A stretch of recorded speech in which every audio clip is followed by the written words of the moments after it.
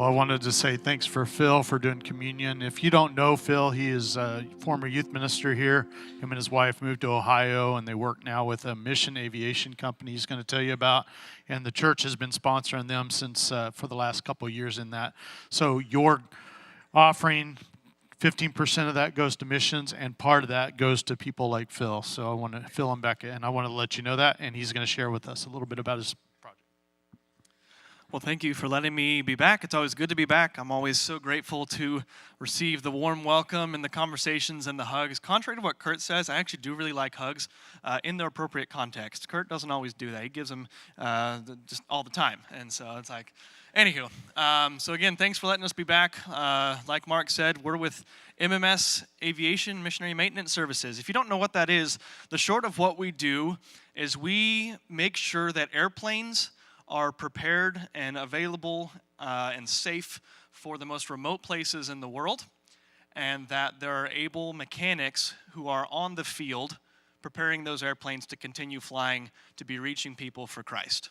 That's the short of what we do, and you guys have been a part of that for the past couple years, and I'm so grateful. Rolling on the screen is several of the projects that you have been assisting in getting out the door. And so we've been able to put people in planes and people both in training. We've been able to put people in Papua New Guinea.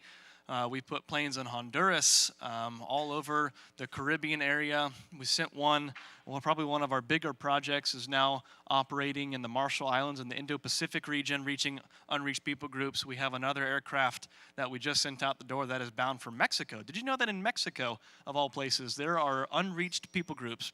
When I say unreached, one of the qualifiers is that they don't have the Bible in their native tongue.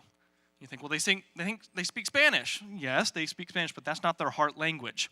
And something we hear over and over and over again from these tribes that are getting Bible translation is, yes, I know that I've had the Word of God in the trade tongue, but when it got into my heart language, it came alive for me. And so that's what we're helping to support. I've had a hand in each of these projects on the screen. I want to tell you a quick story and give you a quick update. The quick story, if you've heard this before, pardon it, but I see a lot of new faces, so many of you haven't. We got to work on a helicopter over the past couple of years that's now in Eswatini, Africa. And one of the first missions that this helicopter did, it dropped off some local evangelists in this region of Eswatini, a dark region, still very much practicing witchcraft and animism. And the evangelists went through preaching the gospel with anyone who would listen. And the cool news is that several people responded. But of those people that responded, a few of them were the local witch doctors. And these local witch doctors, and I wish I had thought to put the picture in here because it's sweet, they were baptized, and upon being baptized, they came up out of the water, they went back to their huts, got into their huts, pulled all their witchcraft elements out of their huts, made a big bonfire and burned it all. And I just want to say thank you for helping make that possible, because even though you weren't sitting there wrenching on a helicopter, you allowed us to, and that's what helped the helicopter to get to Eswatini. So just thank you so much. A quick update for our family. We've been at MMS for 2 years. I'll be testing in July to get an FAA license that allows me to start signing things off for myself. And unbeknownst to us, MMS liked us. Well, maybe we knew that. I don't know. But the leadership got together and asked if we would stay. And that was a shock for us because that hasn't been our plan. Our plan is to be one of the mechanic families going overseas. But then we began processing with the leadership, well, why? What is the benefit of us staying? Why would you like us to stay? And what we realized is industry-wide in aviation, first, the average age of a mechanic is 60, 65. Right? And there's not a ton of people going into it. And so industry-wide, there's a shortage of mechanics, even more so in mission aviation in the farthest corners of the world that have nothing, right? Let alone asking someone to be a mechanic there. And so as we were processing, we realized that several of our fleet is retiring in 5 to 7 years, which would leave 2 supervisor mechanics with about 10 apprentices. That's not a great ratio. And so as Rebecca and I were processing and praying with the Lord, he laid it on our hearts that instead of one family going and being one solution for one organization, what if we raised up 10 more of people like me to go to the field?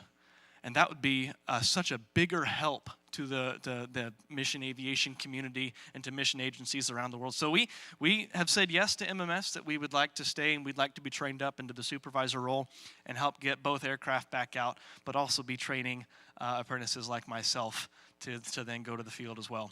So that's a quick update with us. Again, thank you so much for being part of this work. Without your guys' support, this just doesn't happen.